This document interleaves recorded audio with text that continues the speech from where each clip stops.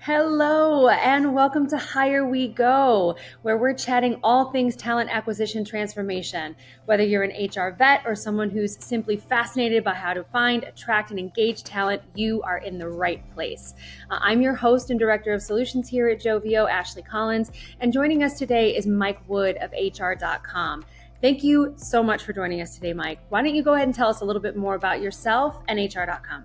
Sure. So I've been at HR.com since February, so I'm relatively new to the team, but I'm a TA analyst and executive community leader of everything that we do. So I'm basically like a roving reporter / looking at all the different players in the site and who's doing what. I also host a couple podcasts. I host Totally Talent on HR.com and also my first job on the Purple Acorn Network.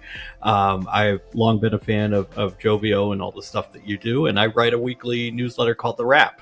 I've been in the industry for too long. I got my start in HR tech, believe it or not, from children's television. I came from children's television into the HR tech field, and I started at a company called WorkHuman, which is employee recognition, and then worked on the vendor side of a couple big TA players, JobVite and iSims, and now I'm at HR.com. But I love the community and I love all the people in it. And just hanging on for the ride, right? Which I guess brings me to what I was really hoping to talk to you about. I think hiring in general has been absolutely crazy over the past couple of years, from innovation in AI to COVID pandemics, all sorts of things. What do you feel is the most pressing issue that we're facing today? So it's interesting that over the past 10 years, even the last 5 years, we've gotten tremendously better tools to do the recruiting job, but yet the actual time it takes and the amount of frustration it takes has gotten worse. So I think one of the biggest issues right out in the open is just too much clutter. You go on to LinkedIn as a job seeker and you see that 1,000 people already applied for a job. Are you going to apply for that job? And then on the hiring team side, there's just really hard to find out if everybody you're getting flooded with applicants now because it's so easy to apply.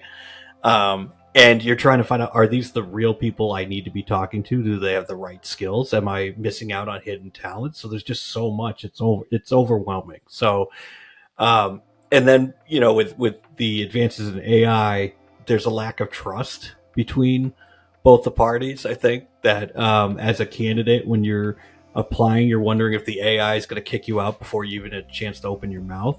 And a lot of times when you get kicked out of applying for a job, you never hear why. It's so true. And I feel like this concept of positive and negative friction is something that just keeps coming up over and over again in all of our conversations. You want to curate a really almost consumer-esque candidate experience for folks, and get that targeting right on the top end, so that you've got positive friction there, but you're reducing negative friction as folks experience your organization.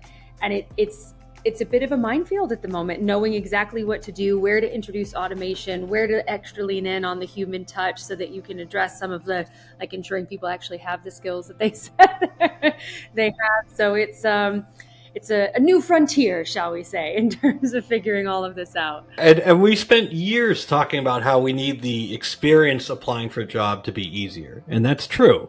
But now it's too easy. Like if you just click a button, now there's no safeguard in there between, filtering out someone who's just mass applying for jobs. It's like, I don't blame candidates for doing that, because as a candidate, you're waiting on communication nonstop. And so, and you're worried. It's not like you're in a position of strength. You're in a position of inherent weakness where you don't have a job, you need a job, and you're just waiting to hear back. So I think, if there's one thing that I could tell the hiring teams out there and the vendors out there is, don't forget about the candidate experience. If you order something from Amazon or you order food from DoorDash, you know exactly where you are in the process. And so it's like hiring is one of these only things that nobody has any idea where they are in the process. And so it increase empathy and communication. That's my soapbox that I'll stand on for now. And hopefully we haven't stolen all your thunder in that. But my final question for you today, if you did have a magic wand, what would you change about talent sourcing in 2025?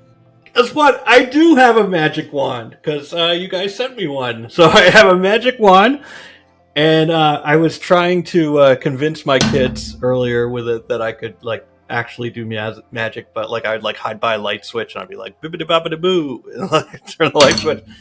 But they're a little old. They knew I was full of it. But you know what I would just change is empathy, because and I think on both sides, like obviously the candidates aren't going to have too much empathy for the hiring teams, but just know that they're strapped. They're down to a couple people.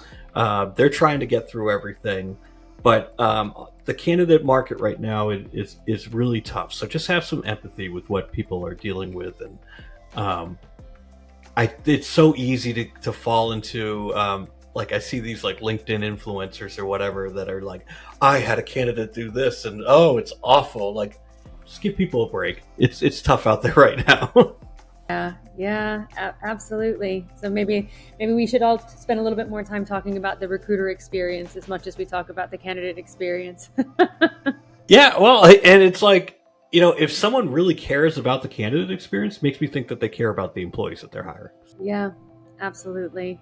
Amazing. Thank you so much for your time today, Mike. And thank you all so much for listening in. And we'll see you next time.